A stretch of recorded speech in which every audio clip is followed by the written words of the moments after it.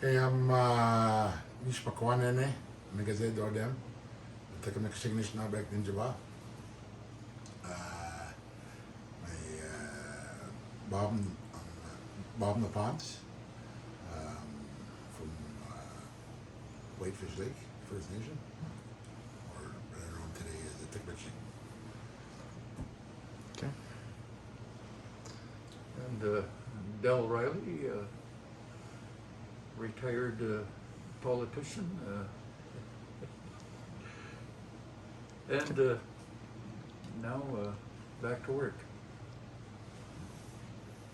My spirit name's Naponse, Little Half Moon. I'm Eagle Clan, Nadjiwon man.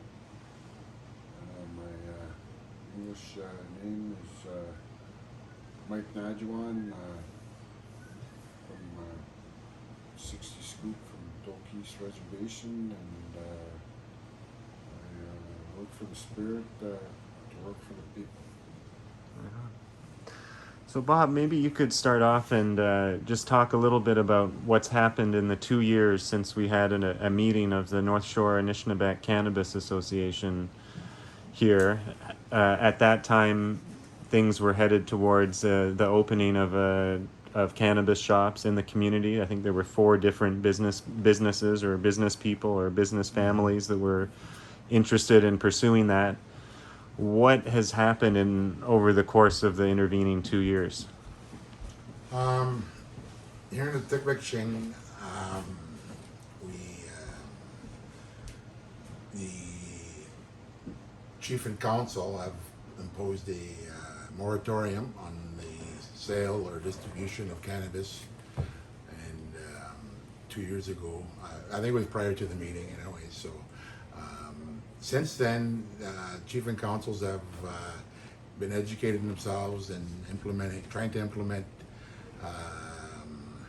themselves, wanting to be distributing the product, so they could get cannabis themselves, and they've also tried to have a relationship with the provincial government with the sale of cannabis on the First Nation, following all the regulations of the province, I guess. They were trying to do it themselves during this moratorium, so that doesn't sit well with me. But that's what happened. Now, new chief and council, were elected, and they've trying to create a sovereign plus a bit of the provincial and federal law in trying to convince the community to vote on which law to go on. So that's basically we're to develop into a referendum so the community can vote. So they've just recently put out a survey. So it is heading in the right direction of support, but after reading these laws and the interpretation of these laws and the reasoning behind the laws, I think they need to be re-looked at, because I think there may be some hidden agendas in between the laws, as the governance chief and council are waiting for something, maybe another relationship or whatever. So we've been waiting here patiently, but it has really uncovered some real truths that are really going on in the community. And right now I feel that we could be open. I choose not to be open, but it is our legal right to be open, and I don't think our chief and councils can hold any one of us back as a whether you're an Indian with an Indian Act or anybody, to be free of your own choices in life. So Del, what are your thoughts on on the situation here. You came and spoke here last year at an event that we did before the pandemic. And then from what you've seen in terms of the laws or the discussion or the I guess the how regulation should be done or what role chief and council can have in this kind of situation. Yeah, the problem they have right off the bat is if they're chosen by vote of the Indian Act, they become Indian Act chiefs and councils,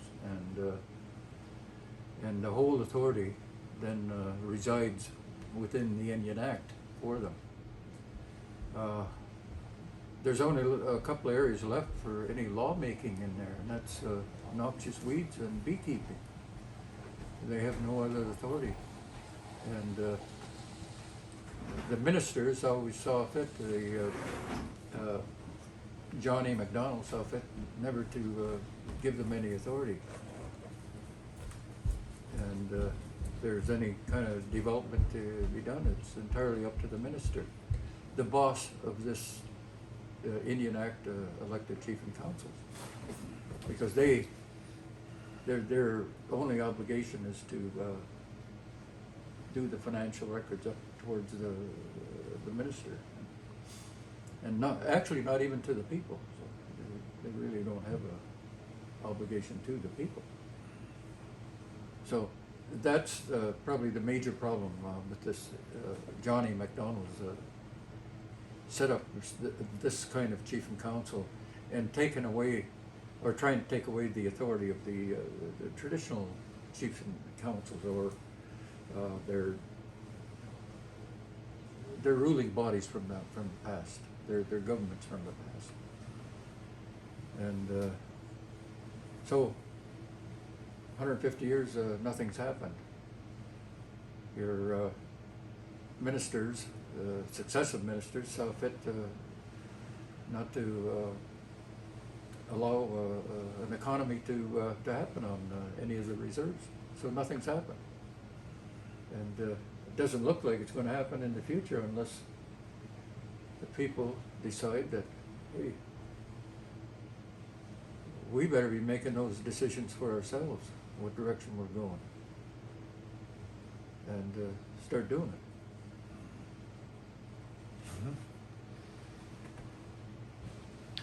When they say in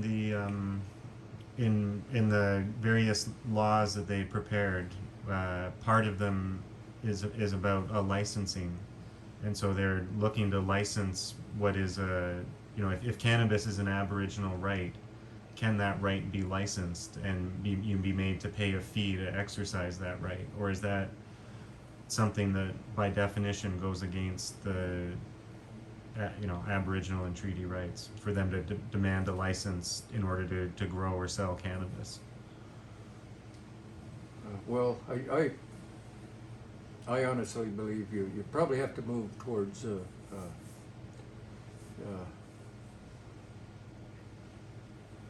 controlling development, not only in this area but probably in different areas. You don't want a big pen beside the daycare, You know what I mean? So you just you got to find ways. But I would say that do it under your traditional way, and you'll find a way. If everybody's involved, you'll all agree, and you don't have problems. Yeah. But I don't know how far that is off, but hey, great opportunity at this particular point in time to start doing these changes, because I think all of Canada, all of the Canadians are suddenly realizing what has happened in the past. All of these unmarked graves that are coming forth, and it's only a drop in a bucket. So yeah, it's an awakening, but I think an opportunity that shouldn't be missed to do something that will better the you know the standard of living of all your people, and that's what you got to look at. Yeah. Not that many years ago in my lifetime when we'd guys would venture off on the crown land, which wasn't done, to go hunting, to go fishing. There were court cases about those. Men were charged, things were challenged. And so we have these rights, and from a standpoint of medicine, I don't use the product myself yet. I'm not saying that I haven't ever ruled that out for I just but when I heard Dan Pine in a video speak about it in 1982 at the first Shinwalk gathering, talking about the young people smoking this, he said, "Oh, I see the young people walking around smoking this marijuana." He says, "That's good." He said, "That was one of our medicines." Yeah. He said, "Maybe they're not using it the way they used to, but he said, that's good." And I remember reading a book that Anton Truer wrote, Porky White, sort of similar thing. When he saw the young people walking around, he said, all these young people are walking around, he said, I see them smoking cigarettes all the time. He said, that's good, something's happening here.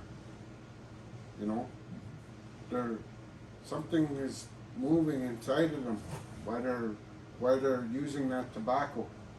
That's a good thing. And so from that, we've come to a place where a lot of our people honor tobacco in a different way, use tobacco, getting us back to our ceremonies. And those things are starting to give us strength and making us feel good about who we are again. And so, you know, we're not afraid. People aren't afraid of things. People that challenge oppression are not afraid. People that stay in oppression are still afraid, and I don't want my people to be afraid of anything anymore. You know? Can you tell the story of the man with the bingo who kept getting charged? Oh, that was Roger Jones. Shawanaga, eh? Yeah. And Roger was a big supporter of the young people when we were on a hunger strike, and actually the now national chief was there at that time, and so we took over the after a meeting with George Erasmus and the AFN chiefs. We went and stormed the headquarters in Gatineau, Quebec, and took it over. And so after that, Gord Peters was charged, and Roger Jones was charged, and the Sûreté of Quebec thought they had a big fish kingpin, because he had a whole bunch of warrants out for his arrest and racketeering charges and everything, because he was running a bingo in his community to help support, you know, build some houses, bring some goodness to his community. And you know, Roger, I think he went to the grave with those charges because nobody ever challenged him on those, and he never went to court for them. They just kept coming in and charging him.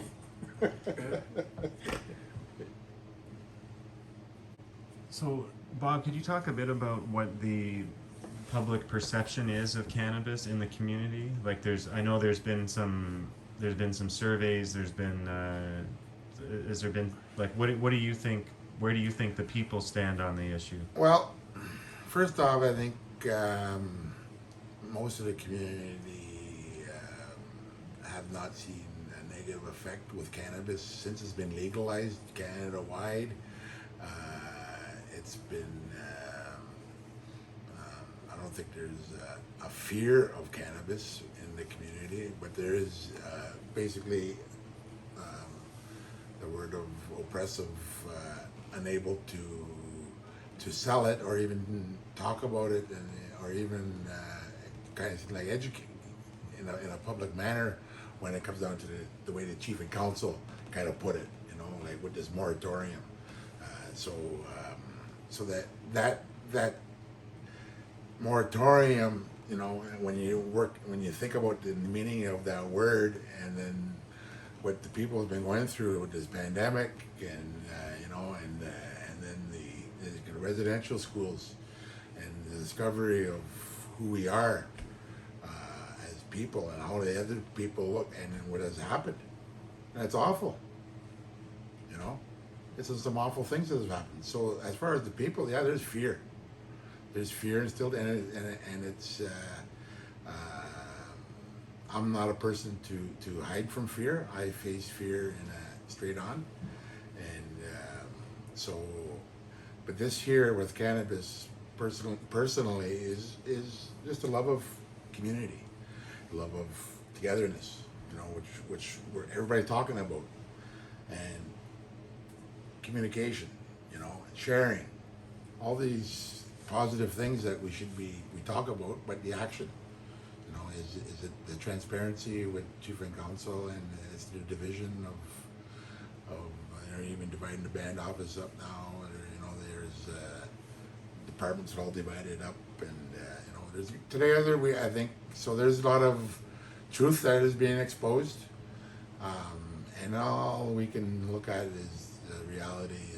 Let's look at reality. Let's look at what is the truth, and all your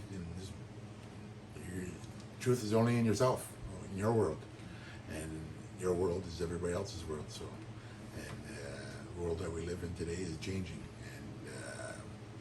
and you know, you can take it on a scary note and say, what new world order? Hey, that's the big, and we have the answers. I think there's answers is in our culture. Mike's been sharing.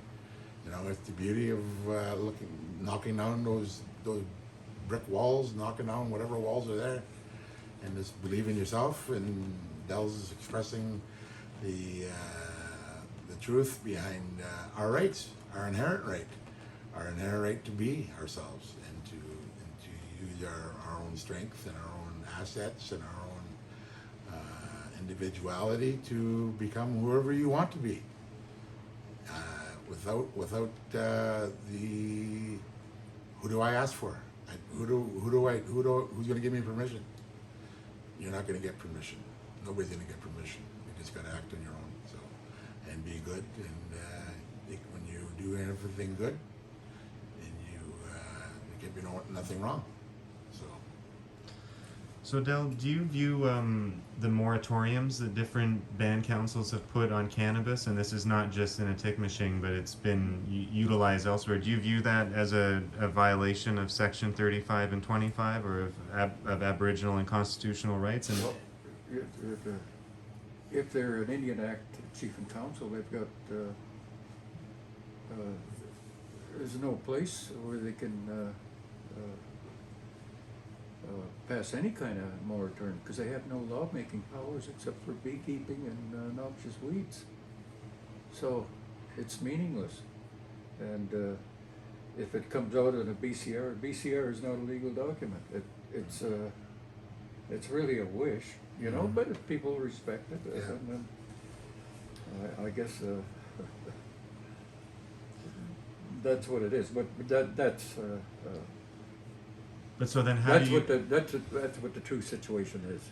So how do you fight against it if in that kind of a situation? Whereas I know there was a member of this community who had opened up a store and was selling cannabis, and then was informed by the police, or actually by the chief. The chief came to the store and looked at and basically saw that there was cannabis being sold that was quote unquote illicit. Mind you, it came from indigenous sources, and then said, "I'm going to go and I'm going to go call the police on you," and went down to the police station and went in there and told them that this man was selling cannabis and that she wanted them to raid. And then he quickly took down his stuff and put it under the shelf, and then the police walked in and there wasn't cannabis there, so he didn't get charged. But he hasn't reopened. He hasn't, and he was providing medicine that elders in the community were having to go to Wanapate to purchase, and were happy that they could get it in their own community. Yeah. So what would you advise him, or how would you address that situation? Do you have to get charged? Do you have to fight it in court? Yeah, and that's the unfortunate thing is there's a few people that have got charged, but there's dozens and dozens of other shops that are operating fine, no problem. I think it comes down to the attitude of a lot of times individuals in that community. Some are maybe because of their religion, well, for whatever reason, they decide to do these things, and even put out moratoriums, which they have no authority to do. And well, there was never really provision in the Indian Act for them to resolve any other kind of problem. All they're doing right now is handling ghetto-style programs, and that's their main job. So how do you rule on things in this area where there's no provision in the Indian Act, no word in there about that? So there's you can't create it. So it's and then like I said, VCR is not a legal document. Which Now, when it comes down to legal document, and the chief and council have come to, they've made agreements with the police to protect the community, and the chief and councils are, for services when there is some criminal activity going on in our community, so they can protect their citizens. It's like that's what they're supposed to be doing. Now, when it comes down to jurisdiction between when that does happen, and what right? Who has that jurisdiction? Is the chief and council have that jurisdiction to call on that police to do that, to come and act on that, or is it the police act on that themselves from a complaint from yeah. Oh, okay. Let's. I don't know if I'm asking that question appropriately, but No, that's it's confusing. yeah, But here you've got whoever, if it comes from chief and council, then it's just their complaint. The police officer, on the other hand, well, how can you enforce federal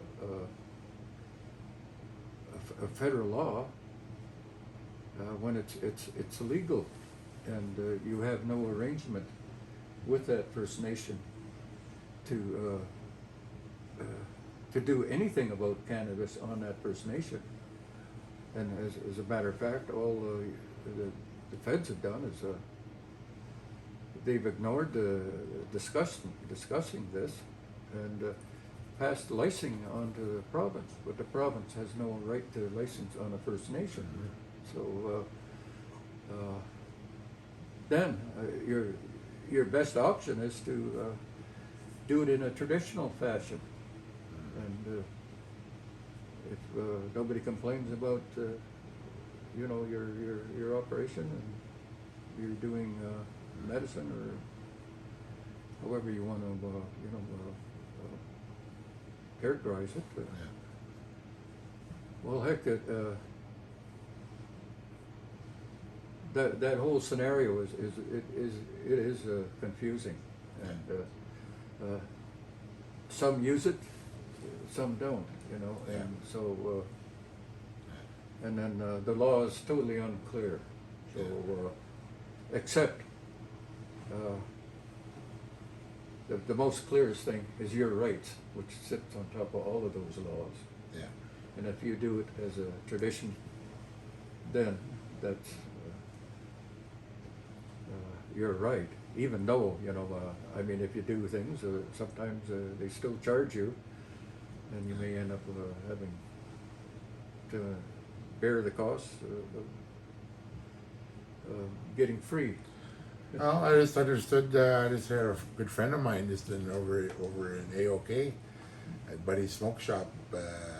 He went to court 25 times and represented himself as an Aboriginal person, as an Indian Act, and and he got charged. They tried to, and there's no such thing as a law for that. No. So the judge has thrown that out. Yeah. So now that's precedent to me. The same thing as in tobacco. Yeah, I have why I got into tobacco 17 years ago was to provide for my family, but I've learned a lot along this way with the tobacco. But and I made a lot of money on that. So, but it's an opportunity that anybody can do if they choose to use. Find your niche in life. Yeah.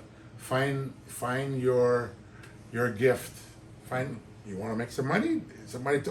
I remember somebody whispered in my ear, "Bob, you want to make some money? Give me a call if you want to talk about tobacco."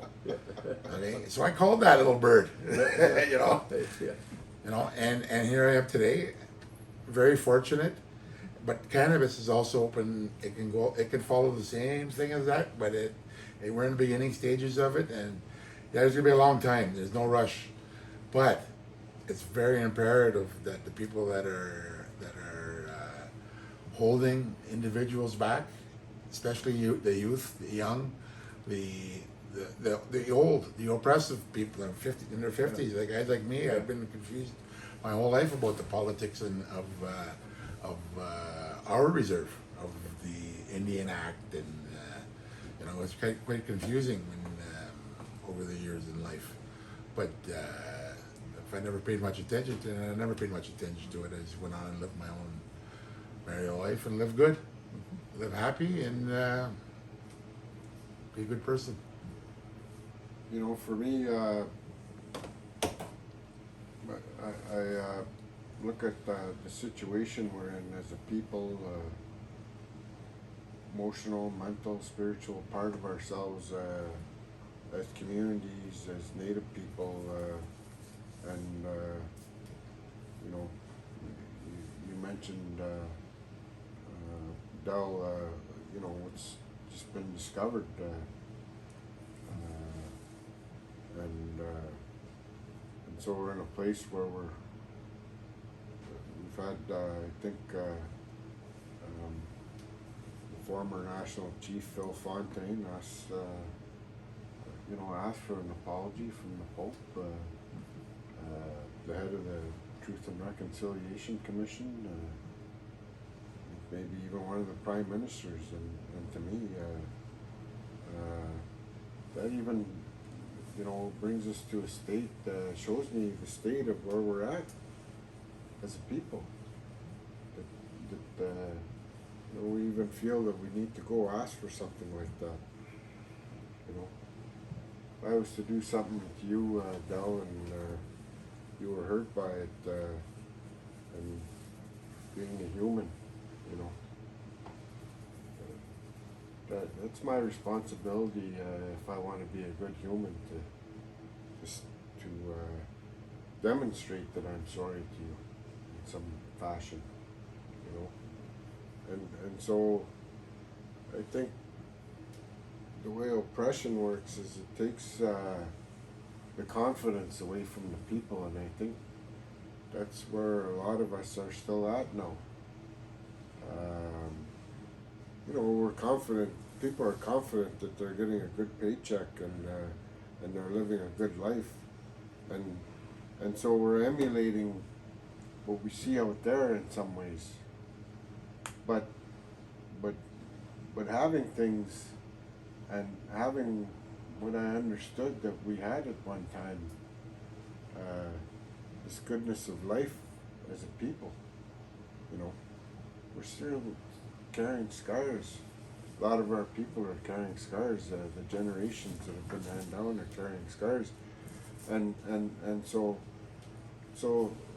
you know, these fights and these struggles provide us a means of feeling good about ourselves, achieving goodness, knowing that we can assert ourselves and that we have these gifts and these rights, and you know, we have the ability to, you know, my brother here, he helps a lot of people. I came here today, I feel a real honor to sit with you and to hear you talk and share your stories about all the knowledge you've gathered, the things you've done, and the biggest thing about that for me is that you walk with humility. You know, you share your knowledge. You don't try and shove it down anybody's throat, and so it seats well. It seats well here. It seats well here, and you know, as I was driving out here today, as I told you guys earlier, I said it baffles my mind how we have chiefs across the country fighting legal battles and all kinds of battles and getting legal interpretations and everything else. And the man that wrote those sections in the constitutions is you know, driving around like peddling things like a gypsy. Like, why haven't they? Just gotta ask me. Yeah, I know. That's you know, I was thinking about that on the way out here, and it's just it baffles me. You know, but I just want to say again, Del, it's a real pleasure. I'm really thankful to have met you in this lifetime. All right, Del, do you have any final things to say? No, it's a difficult position, I think, for chiefs and councils to be in a position that they didn't bring on themselves. Unfortunately, this character, Johnny MacDonald, decided not to give them any authority. So, hey, that's probably hindered development too. Mm-hmm. But on the other hand, Johnny MacDonald's Indian Affairs Minister, who has the ultimate authority under the Indian Act to do anything. These successive ministers through any of the parties never did anything. And we see the poverty, the ghettoization of our First Nation reserves today. You know, sure, 4 or 5 of them might be doing well, but the rest aren't.